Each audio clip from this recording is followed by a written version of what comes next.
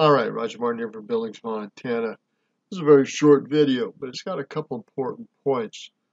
Let's just listen to this one point. We're going to end it here. It's got over 1 million views, so results speak louder than words. That's the simple of it. Always have to talk about what you're up to. Let your results speak for you. Let your actions speak for you. Social media doesn't always need to know about your grinding and hustle. People will know about it when they see your result. So we're going to end it there. That's the gist of it. I'll give you the media source here in a moment. All right, this is with TEDx, and it's about blockchain. How blockchain is radically transforming the economy.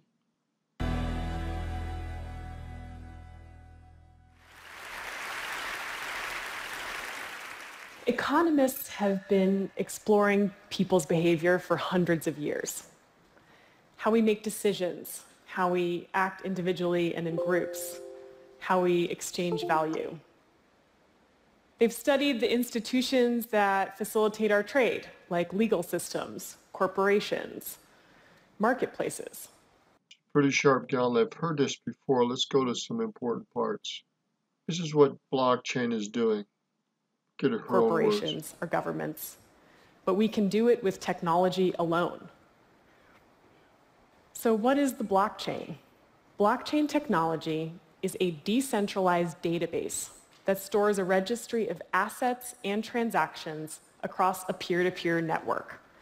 It's basically a public registry of who owns what and who transacts what.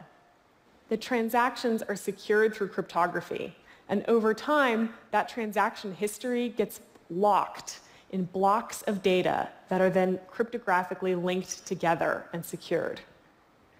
This creates an immutable, unforgeable record of all of the transactions across this network. This record is replicated on every computer that uses the network. It's not an app. It's not a company. I think it's closest in description to something like Wikipedia. We can see everything on Wikipedia. It's a composite view that's constantly changing and being updated. All right, we're going to leave it go at that. I'm going to go to her end comments, and then that's it.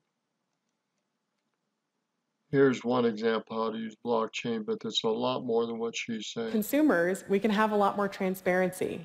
As a real-world object travels along, we can see its digital certificate or token move on the blockchain, adding value as it goes. This is a whole new world in terms of our visibility. So I've talked about how blockchains can lower our uncertainties about identity and how they change what we mean about transparency in long distances and complex trades, like in a supply chain. The last uncertainty that we often face is one of the most open-ended, and it's reneging. What if you don't send me the smartphone? Can I get my money back? Blockchains allow us to write code, binding contracts between individuals, and then guarantee that those contracts will bear out without a third-party enforcer. So if we look at the smartphone example, you could think about escrow. You are financing that phone, but you don't need to release the funds until you can verify that all the conditions have been met. You got the phone. I think this is one of the most exciting ways that blockchains lower our uncertainties, because it means to some degree we can collapse institutions and their enforcement. It means a lot of human economic activity can get collateralized and automated, and push a lot of human intervention to the edges, the places where information moves from the real world to the blockchain. I think what would probably floor Douglas North about this use of technology is the fact that the very thing that makes it work, the very thing that keeps the blockchain secure and verified, is our mutual distrust. So rather than all of our uncertainties slowing us down and requiring institutions like banks, our governments, our corporations, we can actually harness all of that collective uncertainty and use it to collaborate and exchange more and faster and more open.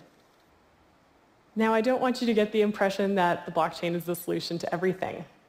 Even though the media has said that it's going to end world poverty, it's also going to solve the counterfeit drug problem and potentially save the rainforest.